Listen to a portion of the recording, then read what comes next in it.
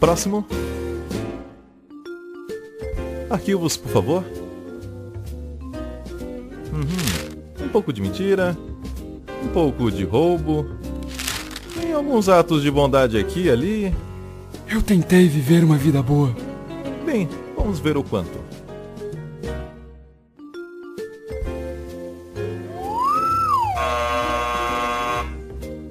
Por aqui.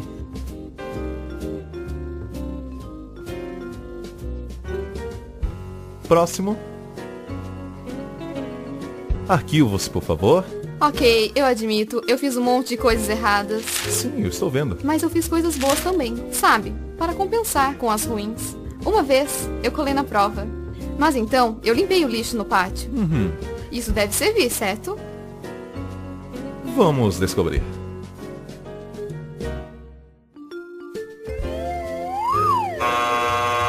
Por aqui. Deveria compensar, certo? Deveria compensar. Próximo. Arquivos, por favor. Impressionante. Sim, eu dediquei toda a minha vida para fazer o mundo bem melhor. Fui voluntário na África, doei sangue todos os meses. E ajudei na Índia também. Quero dizer, gostaria de ter feito até mais. E essas assinaturas são suas? Sim, todas minhas.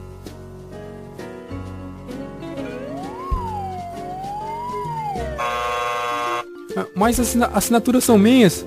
São minhas assinaturas. Próximo. Minha mãe vai à igreja.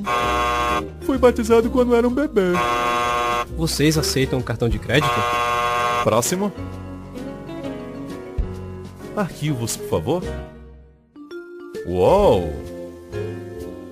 Alguém esteve ocupado. Bem, vamos ver no que vai dar. Oh, desculpe, eu não sabia que ele estava com você. Filho de Deus. Ok, suba na balança. Você não.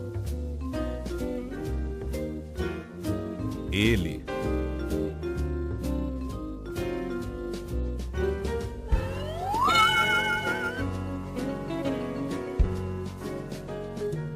Ei, isso é totalmente injusto. Eu a minha mãe. É por isso que se chama graça.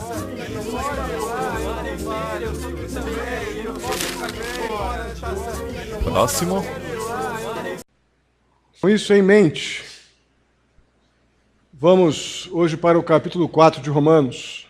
É muito interessante como o homem tem dificuldades, o ser humano, de forma geral, tem uma grande dificuldade em lidar com aquilo que ele não pode manipular, com aquilo que ele não pode controlar. E a salvação que vem de Deus, sem dúvida alguma, é algo que o homem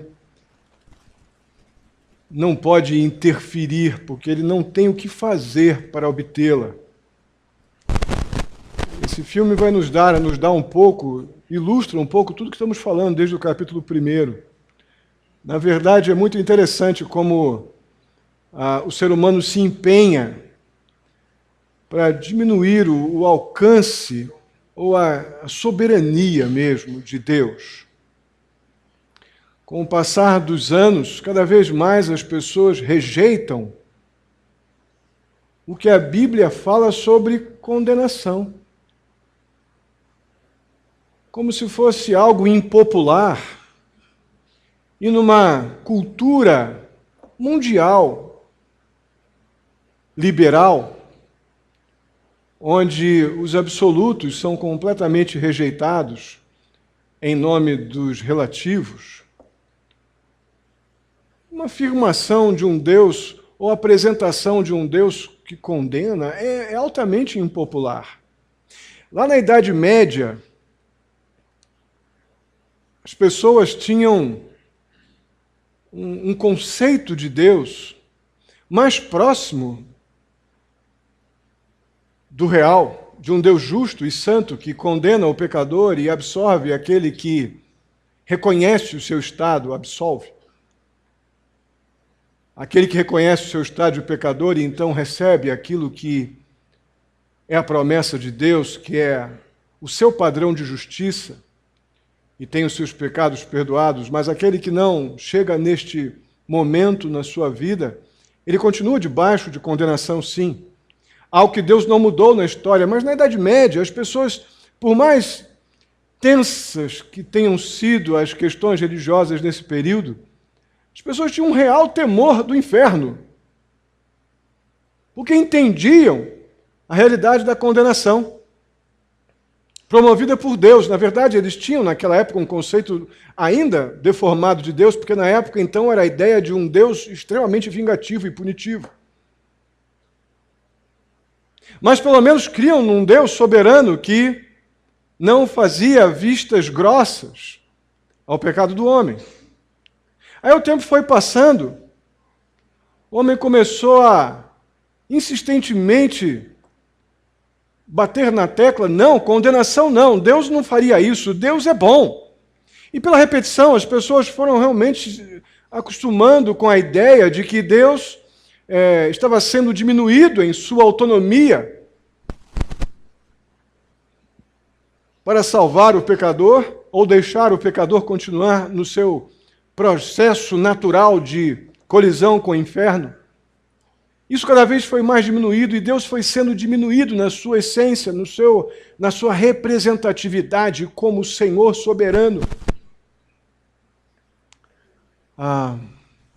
Até os dias de hoje, eu li esses dias, na verdade eu ouvi uma determinada pessoa falando num rápido vídeo no YouTube, que ela, chamando assim, Deus atualmente é um boboca.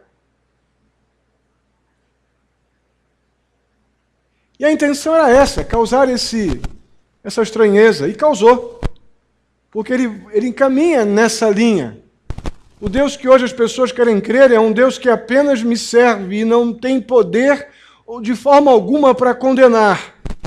Porque ele não faria isso, porque ele é um Deus de amor, então ele não está ligando mais o pecado dos outros, ainda que seu filho tenha morrido pelo seu pecado, pelo nosso pecado. A verdade é que nós temos que nos render ao fato de que não tem o que possamos fazer para comprar aquilo que Deus, pela sua graça, nos deu através de Jesus Cristo. E ainda muitos combatem isso, porque acham que devem, de alguma forma, fazer alguma coisa porque mantém Deus no seu controle, no seu próprio controle.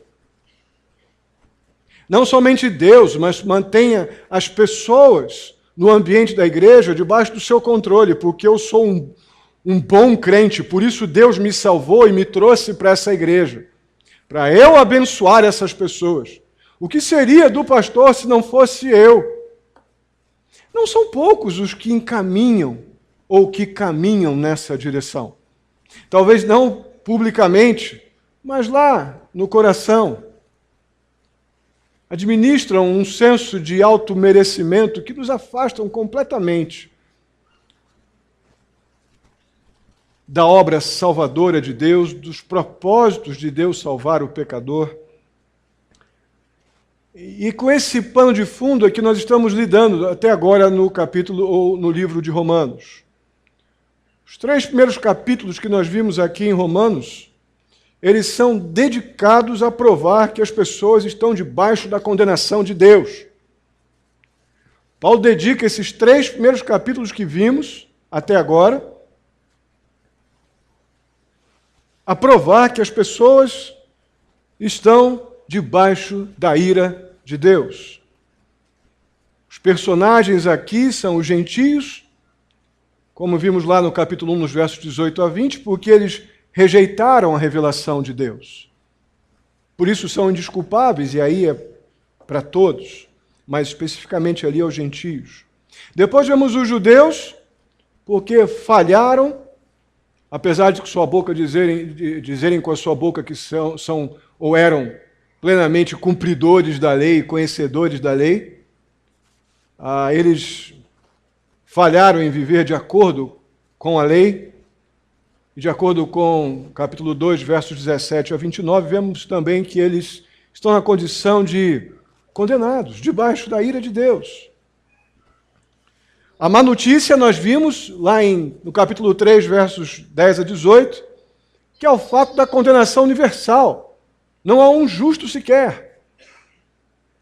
Mas essa má notícia, ela é coberta pela boa notícia, que é a justiça de Deus fornecida a todos aqueles que creem no Senhor Jesus Cristo, naquilo que Cristo fez na cruz em favor de pecadores arrependidos, e vemos isso no capítulo 3, dos versos 21 até o 26. Então, o que o ser humano não pode fazer pelos seus próprios esforços, vimos que Deus fez perfeitamente na pessoa e na obra do seu Filho Jesus Cristo. A morte e a ressurreição de Jesus nos forneceu a justiça que precisávamos para que fôssemos declarados justos aos olhos de Deus, na perspectiva de Deus. O fato é que para os judeus a boa notícia do Evangelho soou como algo extremamente novo e que os confrontou fortemente, principalmente os legalistas. Para aqueles que tinham uma expectativa honesta e legítima na promessa de um libertador, eu creio que muitos talvez tiveram um encontro real com Cristo nesse processo onde o apóstolo Paulo apresentava as verdades da graça soberana de Deus sobre a salvação do homem. Mas outros não. Acredito que outros continuaram querendo méritos para lidar com Cristo e com essa boa notícia do Evangelho. Aquilo não era bom para eles, tirava deles influência, tirava deles esse sentido, esse senso de justiça própria que mantinha as pessoas presas a pessoas. Como o ser humano gosta disso, gente. Como esses grupos que se ajuntam por aí com falas evangelicalizadas têm escravizado pessoas a ritos, a costumes, a modismos de pessoas, tirando das pessoas o privilégio de terem contato com essas verdades libertadoras do Evangelho. O fato é que essa boa nova do Evangelho, essa boa notícia, num primeiro momento ela parecia ser contrária à lei. Na verdade, parecia ser contrária a todo o Antigo Testamento. E é por isso que o apóstolo Paulo levanta a questão aqui no verso 31 do capítulo 3. Ele diz: anulamos então a lei pela fé? E o próprio apóstolo Paulo responde: de maneira nenhuma. Ao contrário, nós confirmamos a lei. Então o apóstolo Paulo ele prova com o capítulo 4 que a justificação pela fé ela já acontece desde os dias de Abraão. Não é novidade, não. O que eles precisavam é crer. Vamos fechar nossos olhos mesmo assentados, depois vamos ler todo o capítulo 4. Nós vamos orar agora. Santo e amado Deus, muitíssimo obrigado pela vida de cada um aqui, ó Pai, as pessoas que nos visitam também, louvamos ao Senhor. Eu peço em nome de Jesus que a Tua palavra venha de encontro, ó Deus, ao nosso coração, cumpra o seu propósito plenamente, ó Pai, de nos exortar, de nos confrontar, de nos consolar, de nos edificar. Ajuda-nos, Deus, a sermos homens e mulheres melhores para o Senhor a partir da compreensão, do entendimento da Tua palavra.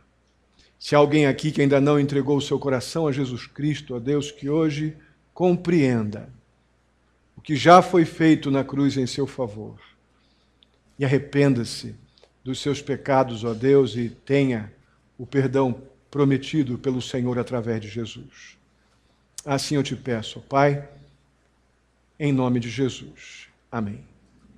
Vamos ler então, capítulo 4, e são menos versículos, são 25, do que semana passada, que foram 31. E eu vou ler o primeiro verso, os irmãos vão de 2 em 2, como fazemos na escola dominical, até o verso 25. Só peço que você fique de pé e leia bem alto, os ventiladores estão funcionando, então o som fica mais preso por aí pelo caminho, então levante e leia bem alto. Vou ler o verso primeiro então, alguém já se prepare aí para os versos 2 e 3. Diz assim: portanto, o que diremos do nosso antepassado Abraão?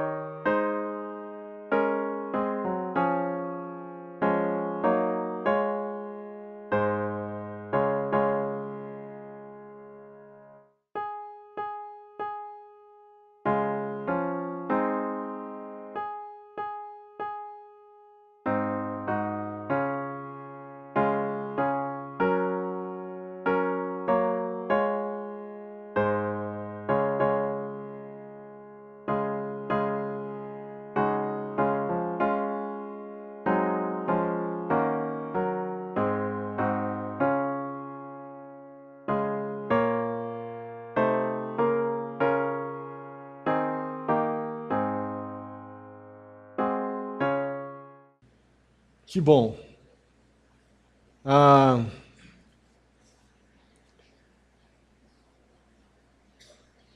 Nós vemos aqui nos versos 1 a 8 que Abraão foi justificado pela fé. Paulo está citando isso, está mencionando o fato de Abraão ter sido justificado pela fé, porque certamente este ensino não é novo. Isso é coisa antiga.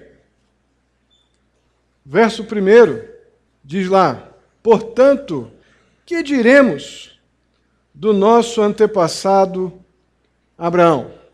Irmãos, se Abraão foi salvo por suas obras, ou tivesse sido salvo por suas obras, certamente ele teria motivos de se vangloriar. E todo judeu também. Mas o que nós vemos nas Escrituras é que a Bíblia nos diz que ele foi justificado pela fé. Verso 3 diz: Abraão creu em Deus, E isso lhe foi creditado, lhe foi depositado na sua conta como justiça. Irmãos, a doutrina da justificação é uma das doutrinas da salvação mais espetaculares. É difícil falar isso, porque eu também acho todas as outras espetaculares. Mas é linda a justificação. A justificação mostra de uma forma tão explícita a nossa incapacidade. Apresenta de uma forma tão completa a nossa incompetência diante da impossibilidade de promover qualquer coisa que me colocasse diante de Deus como alguém que merece o perdão. Aí esse ato de justificar significa, na prática, Deus declarando o pecador arrependido. Deus declarando esta pessoa justa. Uma justiça que não tem meios. Porque a primeira coisa que vem na nossa cabeça quando essa frase é formulada é um senso de injustiça, como vimos no filme aqui ainda há pouco. Como pode? Ele não fez nada e ele vai com Jesus e a gente fica aqui com as nossas obras. Primeira coisa que vem à nossa cabeça quando pensamos nesse padrão de justiça de Deus que pega o morto em pecados e delitos, mas arrependido, e acredita a sua justiça nele e lhe dá o perdão de pecados e a vida eterna. Primeira coisa que vem na cabeça é um sentimento de injustiça. Porque o nosso padrão é humano, é carnal, é terreno. Estamos acostumados a um padrão de troca e vantagens. Mas a salvação lida com realidades celestiais. Quando o Senhor nos declara justos, Ele não está se baseando em nossas boas ações, em nossas obras. Se isso acontecesse, ou se fosse assim, nós estaríamos perdidos. Por mais que o teu livro, tua agenda de obras esteja bem cheinha. Mas uma vez que a nossa salvação ou justificação é pela graça, nós estamos livres para receber exatamente o que jamais vamos merecer. Por outro lado, se ainda assim você teima com a ideia de que você tem alguma coisa para dar para Deus, você está debaixo de um sistema de obrigações. E Deus deve nos dar o que merecemos, então. Se eu sou obrigado a produzir coisas para merecer a salvação, Deus então vai me dar aquilo que eu mereço. E agora uma perguntinha só para nós dois aqui. Você quer receber mesmo o que você merece? O que você prefere? Receber aquilo que você não merece, pela graça, pela obra da justificação, que vem através da justiça de Deus? Ou você quer trabalhar dentro de um sistema de obrigações para com Deus, onde você vai receber o que você merece? Você quer receber o que você merece? Alguém aqui quer? Posso fazer um apelo. Você levantar a mão e receber o que você merece. Percebe? Uma graça começa a ficar mais graciosa. Aí o apóstolo Paulo, ele cita, para justificar tudo isso, o salmo do nosso querido pecador Davi, que depois de ter pecado contra Deus, tomando a mulher que não era sua e promovendo a morte do marido dessa mulher, tem um encontro profundo com um arrependimento genuíno e com o perdão de Deus. E o apóstolo Paulo usa esse momento de confissão de Davi como ilustração da justificação de Abraão pela fé, independente de obras. Os versos, capítulo 32, versos 1 e 2 de Salmos, dizem assim, correspondendo aos versos 7 e 8 do nosso capítulo 4. Vamos ler juntos? Como são felizes aqueles que têm suas transgressões perdoadas, cujos pecados são apagados. Como é feliz aquele a quem o Senhor não atribui culpa. Eu acredito que Davi está cheio de consolação do Espírito de Deus, com essas verdades espirituais que estão vindo a ele mediante um profundo quebrantamento, um profundo arrependimento, um profundo senso de incapacidade de promover por si próprio qualquer tipo de obra que satisfizesse a ira de um Deus justo. E ele, compreendendo o amor de Deus, tem um enorme prazer na compreensão desse perdão, dessa justificação, dessa justiça de Deus. Ele diz, como é feliz aquele a quem o Senhor não atribui culpa. Irmãos, o significado de ter a justiça de Deus colocada em nossa conta, creditada é a expressão que vemos aqui no texto bíblico, é que os pecados das pessoas que confiam em Deus não têm mais poder de destruir a minha vida espiritual, não são mais colocados na minha conta, mas são perdoados por Deus, e não somente perdoados por Deus, de acordo com o texto que vemos aqui de Salmo, esses pecados são também esquecidos, apagados. Alguém já fez isso por você? Em qualquer lugar que você já tenha passado? Por mais bondade que você tenha recebido de alguém, alguém pode dar isso para você? Quando somos justificados pela fé, então nossos pecados não são contados contra nós, como deveriam ser, mas sim a justiça de Cristo, unicamente a justiça de Cristo, é devidamente creditada, colocada sobre a nossa vida. É por isso que Abraão e Davi, personagens do Antigo Testamento, eles davam testemunho dessa verdade, ou seja, desde lá do Antigo Testamento, as pessoas não são justificadas por obras, mas desde o princípio, as pessoas são justificadas pela fé em Jesus Cristo ou em Deus, na realidade do Antigo Testamento. Vamos ler os versos 9 a 12, para que você perceba algo muito interessante que vai acontecer aqui. Vamos relembrar, 9 a 12, acompanhe aí. Destina-se esta felicidade apenas aos circuncisos ou também aos incircuncisos? Já dissemos que no caso de Abraão, a fé lhe foi creditada como justiça. Sob quais circunstâncias? Antes ou depois de ter sido circuncidado? Não foi depois, mas antes. Assim, ele recebeu a circuncisão como sinal, como selo da justiça que ele tinha pela fé, quando ainda não fora circuncidado. Portanto, ele é o pai de todos os que creem, sem terem sido circuncidados, a fim de que a justiça fosse creditada também a eles. E é igualmente o pai dos circuncisos, que não somente são circuncisos, mas também andam nos passos da fé que teve nosso pai Abraão antes de passar pela circuncisão. Irmãos, quer ver mais algo muito bacana que está acontecendo aqui?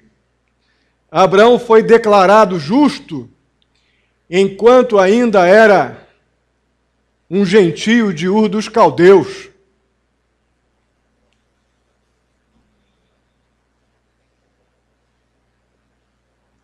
Primeira parte do verso 11 diz assim: ele recebeu a circuncisão como um sinal, como um selo da justiça que ele tinha pela fé, quando ainda não fora circuncidado.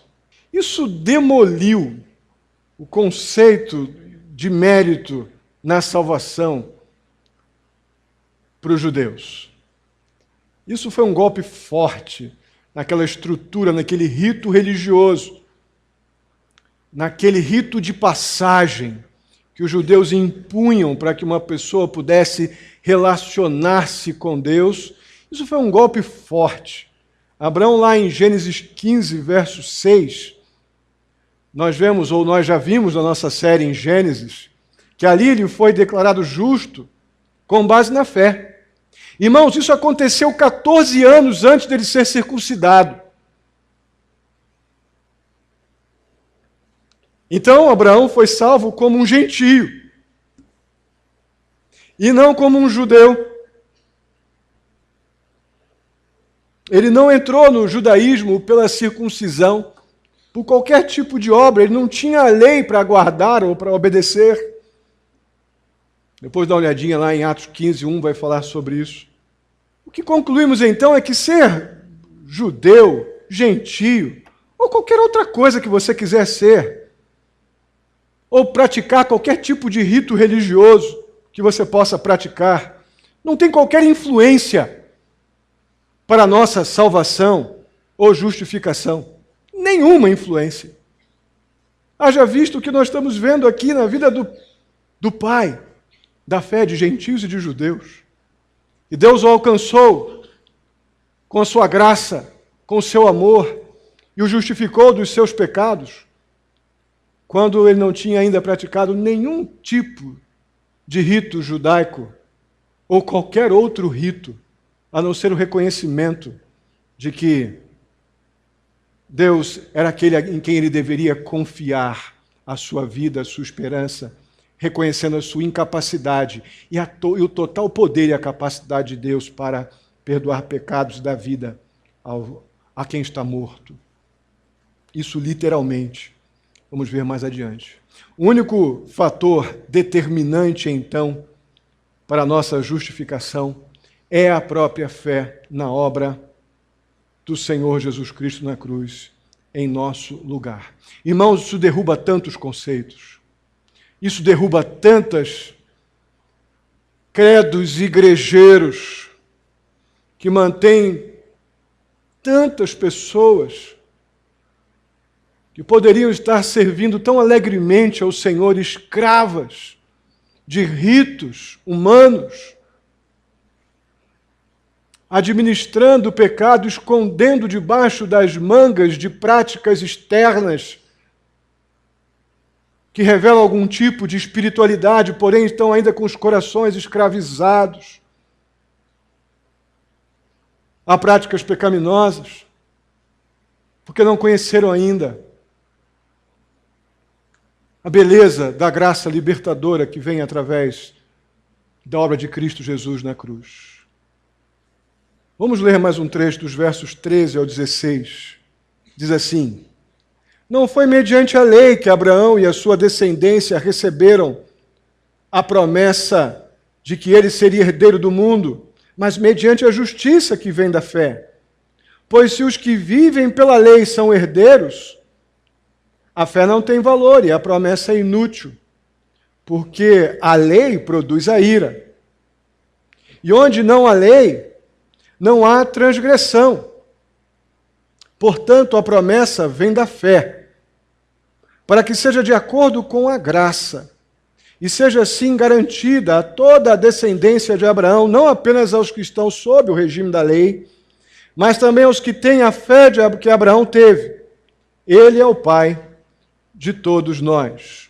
Paulo deixa mais uma vez muito claro que assim como a justificação é alcançada pela fé, as promessas de Deus também se concretizam pela fé. Nós devemos crer pela fé, irmãos, em Deus. E aqui estamos num ponto muito delicado e comum às nossas vidas. É Deus quem cumpre suas promessas. E não podemos ter simplesmente fé nos efeitos da promessa. Nós muito facilmente temos fé naquilo que vai acontecer porque pode nos beneficiar. Mas somos muito lentos para ter fé em Deus, no Deus que pode promover aquilo na minha vida ou não, e crer que isso implica em Deus estar agindo e me abençoando. Mas não, nós nem sequer cremos direito nas promessas, mas nós gostamos de crer pela fé no efeito da promessa. A questão é que nós não somos convidados a crer em resultados. Nós somos convidados na palavra de Deus a crer pela fé no Senhor do resultado. E aí é onde nós tombamos na nossa caminhada cristã. Quantos já na vida cristã não pediram coisas a Deus e quando receberam aquilo que pediram, duas semanas depois sumiram? Não vemos mais. Por que será? Porque creu no resultado da bênção, botou sua fé no resultado e não no Deus soberano, amoroso e justo, que nos deu aquilo que julgou ser aquilo que precisávamos. Quando nossa fé está nas coisas, Deus se torna apenas um argumento, um álibi, até mesmo para estar aqui. Esse é o motivo porque muitos pedem, recebem e somem. Porque sua fé não está em Deus, no Deus que dá a bênção, mas está nem sequer na promessa, mas apenas nos resultados da promessa que podem me beneficiar. É aí que muitos caem. Isso nos leva para os versos 17 a 25, onde nós vemos que a fé de Abraão é a mesma que Deus requer de nós hoje. Vamos ler para relembrar dos versos 17 ao 25. Como está escrito: eu o constituí pai de muitas nações. Ele é nosso pai aos olhos de Deus, em quem creu.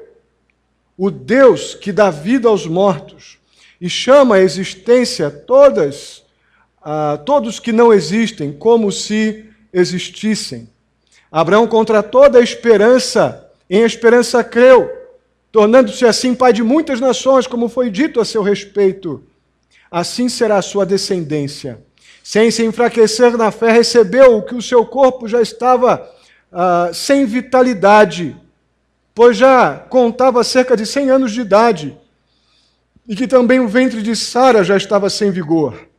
Mesmo assim, não duvidou nem foi incrédulo em relação à promessa de Deus, mas foi fortalecido em sua fé e deu glória a Deus, estando plenamente convencido de que ele, Deus, era poderoso para cumprir o que havia prometido. Em consequência, isso lhe foi creditado como justiça. As palavras lhe foi creditado não foram escritas apenas para ele, mas também para nós, a quem Deus creditará justiça, a nós que cremos naquele que ressuscitou dos mortos, a Jesus, nosso Senhor. Ele foi entregue à morte por nossos pecados e ressuscitado para a nossa justificação. Amados, o apóstolo Paulo deixa claro que o objeto da nossa fé faz toda a diferença. Onde nós focalizamos a nossa fé, direcionamos a nossa fé, faz toda a diferença. A fé de Abraão estava totalmente focalizada em Deus. Somente Deus poderia criar algo novo a partir do nada. Somente Deus poderia fazer isso. O exemplo aqui é da falta de vitalidade para terem filhos. Abraão e Sara, já idosos, bem velhos. E naquela cultura, pessoas que não tinham filhos eram consideradas como mortas por não terem descendência naquela cultura. Mas o que vemos é que Abraão confiou em Deus para criar do nada, de algo que culturalmente para eles era algo morto, gerar dali vida. Ou seja, dar um filho a um homem idoso e uma mulher estéril. Abraão confiou plenamente em Deus. Não no resultado, mas em Deus que poderia fazer isso. É o que Paulo nos diz aqui na segunda parte do verso 17. Aos olhos de Deus, em quem Moisés creu, Deus dá vida aos mortos e chama à existência coisas que não existem, como se existissem. E no verso 18, na primeira parte, diz lá que Abraão contra toda esperança, ele creu em Deus. Sabe por que nós fracassamos? Mais um motivo dos nossos fracassos, das nossas instabilidades espirituais, da vida cristã de muitos ser uma verdadeira montanha-russa. É porque nós já entramos no processo de oração, crendo ou descrendo do resultado. E não num Deus soberano, dono da vida e da morte, Senhor da nossa vida, da nossa história, que tem o melhor para nós sempre, porque Ele é um Deus bom, santo e justo. Em vez de acreditarmos ou colocarmos nossa fé nesse que promove aquilo que é necessário para a sua glória e para o nosso bem, nós botamos a nossa fé em coisas, nas coisas que humanamente nós já percebemos que elas estão difíceis e aí fracassamos. Ou nesse processo começamos a confiar em igreja, em líder religioso, em oração forte, em montanha, em chão, em joelho, em terra, em roupa.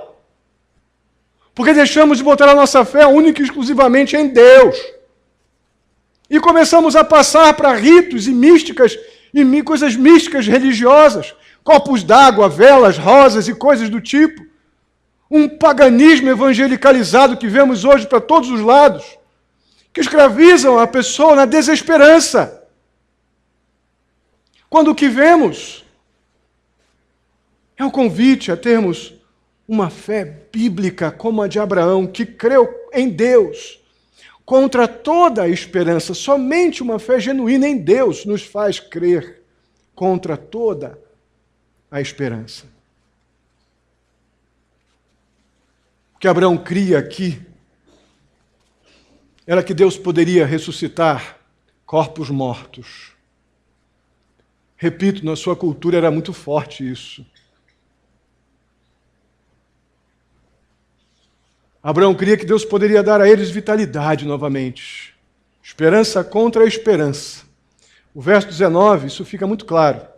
Sem se enfraquecer na fé, reconheceu que o seu corpo já estava sem vitalidade. Algumas versões vai dizer amortecido. Pois já contava cerca de 100 anos de idade e que também o ventre de Sara já estava morto ou sem vigor. Irmãos, apesar de todos os enormes obstáculos humanos, Abraão creu em Deus para fazer o que ele prometeu. Havia uma promessa de que Abraão seria pai de muitas nações. De fato, isso é esperança contra a esperança, porque com a mulher com 100 anos ele com 100 anos de idade e a mulher estéril, e uma promessa de que ele seria pai de muitas nações, isso é quase uma loucura. Mas Abraão não creu no resultado, ele creu em Deus. Isso foi definitivo. É esse tipo de fé, é por causa desse tipo de fé que Abraão foi justificado diante de Deus. E é esse tipo de fé que Deus requer de nós hoje. É esse tipo de fé que Deus acredita, que passa a acreditar a sua justiça em nossas vidas, quando exercitamos, praticamos esse tipo de fé. Nós precisamos realmente aprender a confiar em Deus que tem poder para vivificar aqueles que já estão amortecidos. Irmãos, e aqui eu quero estender essa figura a questões muito práticas. Não estamos aqui numa cultura onde são considerados em estado de morte por não produzirem mais filhos. Mas quantos crentes estão num estado de amortecidos sem vitalidade porque já há muito tempo não colocam sua fé genuinamente em Deus? Mas vivem atrás de resultados para poder crer em Deus. Se eu receber, eu creio em Deus. Se eu não receber, eu vou crer em quem fizer aquilo que eu preciso. Quantos de nós já não passamos por isso, ou talvez você mesmo esteja passando por isso hoje? Vou tentar mais uma vez lá na Igreja Batista para ver se Deus me abençoa. Na verdade, Deus é apenas o álibi. O que você quer é o resultado. O que nós queremos é o resultado. O fato é que nós somos convidados a crer em Deus pela fé. Crer contra a esperança e não no resultado. Crer que Deus pode me dar aquilo que eu julgo que preciso, ou me dar aquilo que Deus sabe que eu preciso. Que pode ser totalmente diferente daquilo que você julga que precisa. Mas se a sua fé estiver definitivamente focalizada, direcionada a Deus como Senhor da nossa vida, aquele que nos justifica do nosso pecado através de Jesus, aquele que tem prazer em abençoar os seus. Se a sua fé estiver em Deus, pode ter confiança de que sobre a sua vida será acreditada a sua justiça, porque é isso que a palavra de Deus está dizendo. Mas o contrário é verdadeiro. Os versos 23 a 25 vão nos apresentar a ideia de que nós devemos confiar em Jesus Cristo.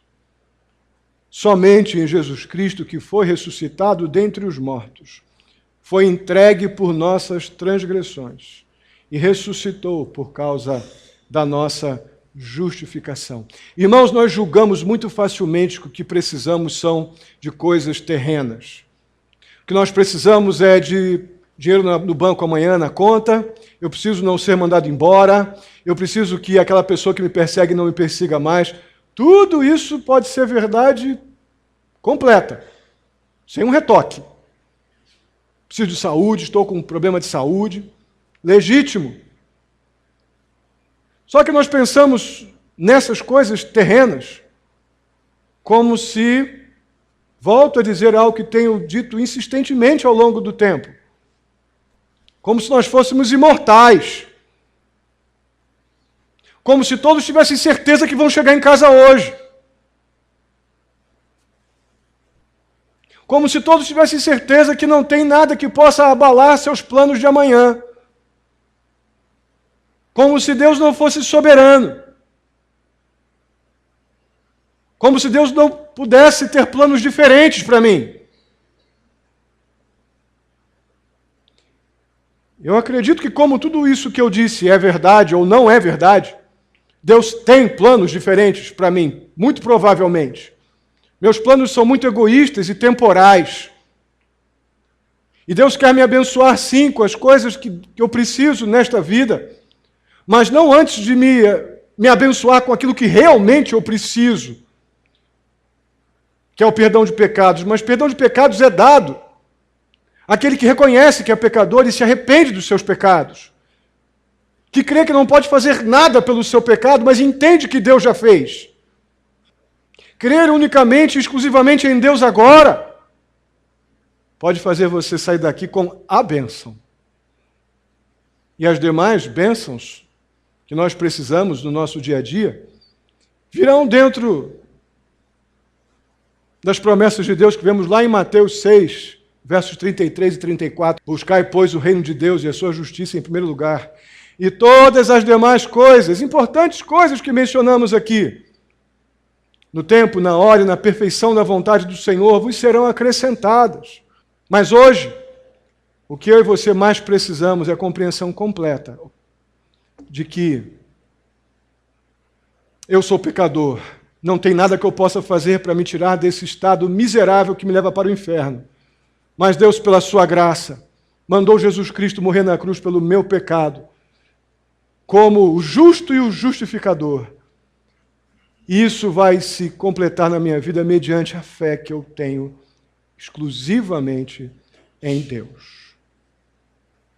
Eu quero concluir dando ênfase aqui ao fato de que a salvação não é por obras e ela é somente e exclusivamente pela fé. Repito isso deve ficar claro, para que possamos andar na contramão de uma maré televisiva, rádios, televisões, que nos provocam. Eu tenho ouvido constantemente uma determinada rádio, que é um masoquismo evangélico, mas propositalmente, para não me alienar às coisas que muitos de vocês estão ouvindo. onde você paga o voto e ganha a bênção, onde você vai à igreja e lá o pastor tal te dá a cura, onde a oração do fulano de tal que você recebeu foi uma revelação que te tirou o tumor daqui e dali. Esse paganismo que nós estamos vendo nos nossos dias, fruto de uma visão diminuída de Deus, na verdade é o resultado apenas de uma deformidade da compreensão de que o ser humano não pode contribuir em nada para a sua salvação. Apenas para fundamentar um texto tão conhecido, vamos ler juntos. Pois vocês são salvos pela graça, por meio da fé. Isso não vem de vocês, é dom de Deus, não por obras, para que ninguém se glorie. A segunda ênfase que dei, e vou reafirmar aqui agora, a fé em Deus é a única maneira de receber as bênçãos de Deus. A única. Paulo não somente nos diz que a salvação é pela fé, mas a bênção de Deus também. As bênçãos de Deus, ela vem a nós exclusivamente pela fé em Deus. Não posso crer em denominação, não posso crer em pessoas, não posso crer em coisas, não posso crer em montanhas, em rogos noturnos, matutinos, enfim. Eu tenho que crer em Deus pela fé. É isso que nós vimos em Romanos 4. E, finalmente, e aqui eu vou fazer uma aplicação bem prática para os nossos dias. Irmãos, o batismo que recebemos aqui, quando somos salvos, e a ceia do Senhor que participamos, quando é celebrada aqui na igreja, lembrando a morte e a ressurreição de Cristo, essas duas ordenanças bíblicas não têm poder para salvar. Vou repetir. Ceia e batismo não têm poder para salvar, mas representam, são um símbolo muitíssimo expressivo, importante da graça, da salvação, já recebida por aqueles que creem em Jesus como Salvador. Sem dúvida alguma. Mas ainda assim algumas pessoas insistem numa versão contemporânea do erro dos judeus, que insistiam lá que um homem não poderia ser salvo sem circuncisão ou sem ser um guardador da lei. Nós temos esse cisma judaico espalhado aí num monte de igrejas que se identificam como evangélicas, mas sem o evangelho libertador de Jesus Cristo, que vivem por obrigações, por imposições de obrigações, que vai fazer com que essas pessoas recebam o que merecem e não o que não merecem pela graça.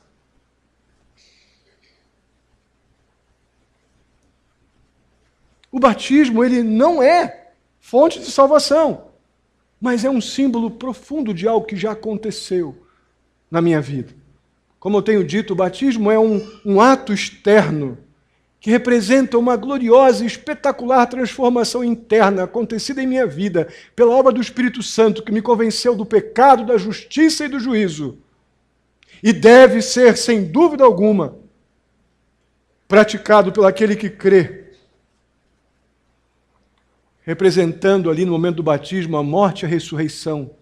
A morte com Cristo e a ressurreição também com Cristo como uma nova criatura. Da mesma forma, a ceia do Senhor, ela não vai, de forma alguma, transmitir algum tipo de vitalidade espiritual ou graça espiritual, meu querido amigo, meu querido irmão. Mas, obviamente, a ceia do Senhor, ela simboliza essa graça maravilhosa de Deus disponibilizada a todo que crê em Cristo Jesus. Crê que Ele morreu em nosso lugar, como pecadores que somos. Crê que Ele se tornou a justiça de Deus para todo aquele que, de fato, reconhece que é pecador e se rende a essa obra graciosa de Cristo em seu favor.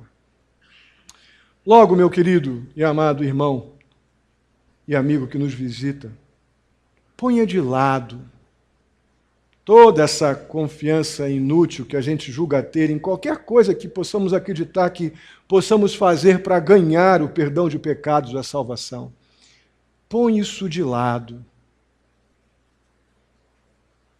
Se fazemos isso e se continuarmos insistindo nisso, em comprar a nossa salvação com algum tipo de obra carnal, humana, ou perguntar como o cidadão do filme perguntou, né? Aceita cartão de crédito? Nós vamos receber o que merecemos. Por outro lado, se você se rende agora ao Senhor e aceita humildemente a obra que Jesus Cristo realizou na cruz por você, você passa, e tudo isso pela fé em Deus, você passa a ter creditada na sua conta essa justiça de Deus, que remove a nossa culpa e coloca ao seu favor a sua graça, a sua justiça, que nos liberta da escravidão, do pecado, do medo da morte, e nos dá a segurança da vida, a vida que Deus traz a nós mediante a justificação pela fé que recebemos em Cristo Jesus. Amém. Vamos ficar de pé e vamos orar. Santo e amado Deus, muitíssimo obrigado pela oportunidade, mais uma vez, tão especial que o Senhor nos dá, de meditarmos, ó Pai, na Tua palavra que aponta de uma maneira tão poderosa para Cristo Jesus. De maneira tão honesta e clara, aponta também para o nosso pecado. Mas, ao mesmo tempo, nos apresenta a solução que o Senhor deu para pecadores condenados. Que foi a obra de Cristo em nosso favor, que nos justifica diante do Senhor da nossa culpa e põe sobre a nossa vida a Tua justiça, que é Jesus. Ó Deus, que coisa gloriosa. Que coisa gloriosa. Ó Deus, eu peço a Ti em nome de Jesus, que se há alguém aqui, ó Pai, que compreendeu, que até aqui vem tentando comprar o Teu perdão indo à igreja, fazendo coisas legais, e agora compreendeu que isso não está valendo de nada se o seu coração não está completamente rendido, humilhado, diante da realidade de que somos pecadores incapazes de produzir qualquer coisa que gere qualquer tipo de mérito diante do Senhor, qualquer coisa que nos recomende a Ti para sermos perdoados. Se há alguém que está compreendendo esse seu estado agora, e ao mesmo tempo reconhecendo que o Senhor, o nosso Deus, fez por nós aquilo que nós não podemos fazer. O Senhor mandou Jesus morrer na cruz por pecadores arrependidos. Se isso está acontecendo aqui agora, ó Deus, na vida de alguém, eu peço em nome de Jesus que haja essa confissão de pecados, que haja esse reconhecimento, ó Pai, do Teu perdão, que haja arrependimento, esse humilde arrependimento, que haja agora no seu coração um profundo quebrantamento que o leva a perceber o Teu amor, o perdão de pecados e a nova vida que vem àquele que estava até aqui morto, mas agora em Cristo Jesus pode estar recebendo a vida. Que haja salvação aqui nesta noite, eu te peço. Que a Tua palavra cumpra os seus propósitos na vida do pecador arrependido. Ó Deus, para aqueles que já tiveram o privilégio de ter um encontro com Jesus, ó Pai, nos ajuda a amar esta verdade. Nos ajuda a viver por ela. Nos ajuda, ó Pai, a buscar uma vida santificada, porque esta verdade de amor que é a justificação pela fé que recebemos em Cristo Jesus. Isso se renova todo dia, ó Pai, na nossa vida. É por isso que podemos ter a segurança, ó Pai, de sermos salvos, de ter perdão de pecados, ó Pai, e a vida eterna. É porque o Senhor cumpre plenamente em Cristo Jesus tudo o que disse, nos justificando da nossa culpa, do nosso pecado. Ajuda-nos a ter uma profunda gratidão, e essa gratidão, ela se traduz, ó Pai, em vida santificada, vida comprometida, vida de serviço pela causa de Cristo Jesus. Assim eu te peço, ó Pai, muitíssimo agradecido pela vida de cada um aqui, pela vida daqueles que nos visitam. Leva-nos em paz, ó Pai, para os nossos lares. Dá-nos uma semana em tudo guardada, protegida, dirigida pelo Senhor. Ajuda-nos, ó Deus, até esta postura de gratidão diante de tão grande salvação. Ó Pai, pedimos também agora, ó Deus querido, pelos governantes, ó Pai, do nosso país. A crise continua, ó Deus, as instituições estão em colapso, ó Pai. Eu peço em nome de Jesus que o Senhor capacite essas pessoas a administrar este país em prol do povo.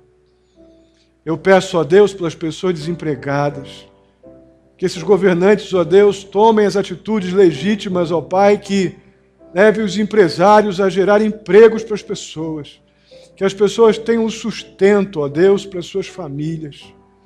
Eu peço pela saúde, ó Pai, que os governantes enxerguem a população, ó Pai, morrendo nos hospitais sem atendimento.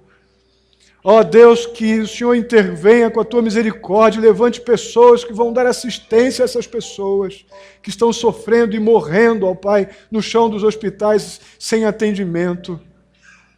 Ó Deus querido, eu peço, ó Pai, por este presidente em exercício. Ó Deus, que este homem de alguma forma tema o Senhor e tome atitudes, ó Pai, realmente preocupado com as pessoas. Ó Deus querido, ajuda cada um nos seus desafios pessoais, relacionais, alguns gerados pela crise, outros pelas circunstâncias, enfim, ó Pai, capacita-nos a Te honrar em tudo o que fazemos. Assim eu te peço, ó Pai, muitíssimo agradecido mais uma vez, em nome de Jesus. Que a graça do nosso Senhor e Salvador Jesus Cristo, o amor de Deus, nosso amado Pai, a comunhão e a consolação do Espírito Santo esteja sobre a vida de cada um de vós, queridos e amados irmãos, hoje e até a vinda do nosso Senhor Jesus Cristo. Amém e amém. Que Deus os abençoe. Podem sentar, tenha seu tempo de oração.